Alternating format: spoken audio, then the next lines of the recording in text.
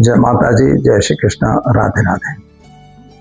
दर्शक मित्रों, आप सभी को हैप्पी भाई बीज। सभी बहनों को भी हैप्पी भाई बीज। चलिए दर्शक मित्रों, जानते हैं कि जो हैप्पी भाई बीज बन रही है, 5 दिवसीय महापर्व का आज अंतिम दिन है, जो हम आज से चलाते आ रहे हैं।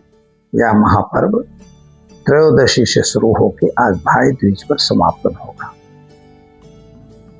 समापन क्यों होगा, इसका कारण मैं आपको बताऊंगा, और खास तौर पर भाई दूज का पर्व क्यों मनाया जाता है ये भी बताऊंगा। क्या है इसके पीछे का तथ्य ये भी आपको बताऊंगा। माइथोलॉजी की कहानी तो सारी दुनिया जानती ही है, लेकिन तथ्य और रहस्य इंपॉर्टेंट है। तो चलिए पहले हम भगवान को याद कर लेते हैं।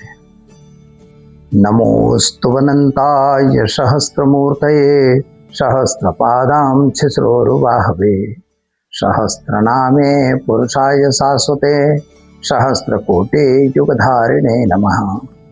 भगवान के चरणों में वंदन कर और जानते हैं कि भाई दूज का क्या पर्व का क्या विशेष है महत्व। तो मित्रों, धर्मराज के स्वरूप में भगवान यमराज को माना जाता है। क्या यमराज यानी धर्म, और भगवान सूर्य के ये पुत्र हैं धर्म, और दूसरे नंबर के पुत्र हैं शनि। दोनों छाया के पुत्र हैं। यमराज भी दंडाधिकारी देवता हैं और शनि भी दंडाधिकारी देवता है।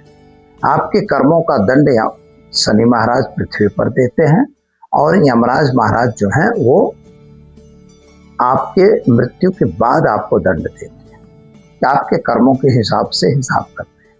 जहाँ पर चित्रगुप्त भी वहाँ पर रहते हैं, और चित्रगुप्त विशेष तौर पर यह हिसाब रखते हैं।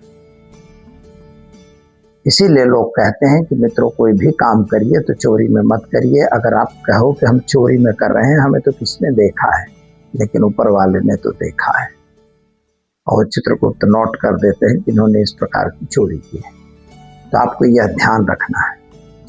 आपको आगे बात करते हैं मित्रों, इस पर्व के दिन क्या करना चाहिए। सबसे पहले तो आपको यमुना नदी में स्नान करना चाहिए। अगर यमुना नदी नहीं है तो यमुना जल है, तो उसको डाल के आप स्नान करिए। क्योंकि ये क्यों स्नान करना यह भी मैं आपको बताऊंगा। इसके बाद प्रातः क्रियाएं करके जो भी आपके कर्म हैं, पूजा वगैरह अब बिल्कुल कर दीजिए। और चित्रगुप्त का भी पूजन आज किया जाएगा। यमराज का भी पूजन होता है, चित्रगुप्त का भी पूजन होता है, और साथ में आपके लिए विश्वकर्मा जी का भी पूजन आज किया जाएगा। और आपके लिए इसलिए भाई दूज जो है यह पावन पर्व इसलिए ज्यादा विशेष महत्व रखता है। तो सभी का पूजन करने के बाद हमें गणपति तो रहेंगे, याद रखिएगा, गणपति को मत भूलिएगा। इस पर्व में विशेष तौर पर बहन ने, यानी कि यमी जो बहन थी, किसकी, सूर्य की पुत्री थी। यमी को श्राप मिल गया था दुर्वासा ऋषि के द्वारा। तो वह जो स्वर्ग में पुत्री देवी के रूप में थी, वह पृथ्वी पे यमुना नदी के रूप में उसको अवतरण धारण करना पड़ा। और उनको कहा गया था कि जब भगवान कृष्ण द्वापर में आएंगे तब आपका उद्धार होगा। तो वह जो यमुना नदी है वही यमी है। यमी के यहाँ यमराज यमी को बहुत मानते थे, इसलिए यमी के घर वह आज के दिन यानी भाई दूज के दिन, कार्तिक शुक्ल पक्ष की द्वितीया तिथि के दिन यमराज के यहाँ, यमराज जो है अपनी बहन यमी के यहाँ आते हैं। तो यहाँ पर ऐसा है कि देखो 5 दिन से वहां पर उनका स्वागत किया जा रहा है कि आज भाई आने वाला है, ऐसी बात थी। तो यमराज के स्वागत में हम लोग धन त्रयोदशी से लेके और भाई दूज तक दीपक जलाते हैं। उनके लिए यम दीपदान कहा जाता है। इसके बाद आज जो है, आज के दिन हम यम के दीपदान को विसर्जित कर देंगे बस। यानी आज यमराज को तर्पण देके उनको विसर्जित कर दिया जाएगा। तर्पण की प्रक्रिया मैंने पहले बता दी है। तो आपको उनको तर्पण इत्यादि करके और उनको विदाई कर दिया जाएगा। तो आज यमी के घर जब भगवान यमराज आते हैं कि यमी ने उनका स्वागत किया, उनका पूजा किया, उनको चंदन तिलक रोली लगा के और उनको हाथ में रक्षा सूत्र बांध के और उनको भोजन कराया, सुमधुर स्वादिष्ट भोजन उन्होंने कराया।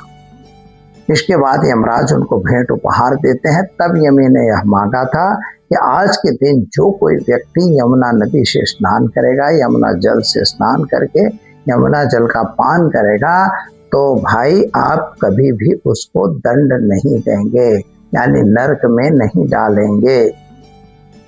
यह वचन किसने दिया था?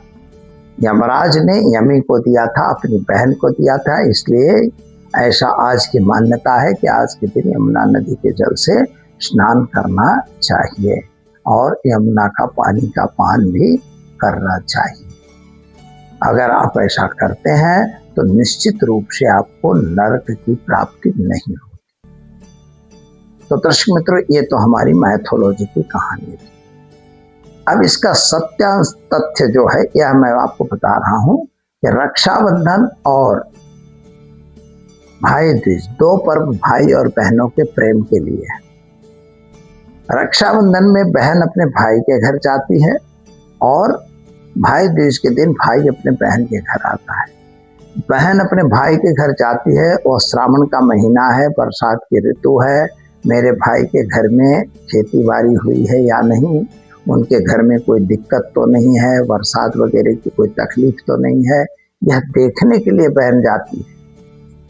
और दूसरे तरफ क्या होता है कि भाई आता है कार्तिक महीने में, अब फसल कट चुकी है, देखने आता है कि मेरे बहन के यहाँ कुछ हुआ है या नहीं।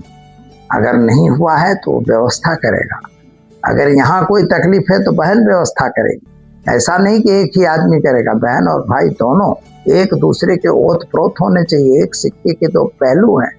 अगर कभी भी भाई नाराज है तो बहन को मनाना चाहिए, बहन नाराज है तो भाई को मनाना चाहिए।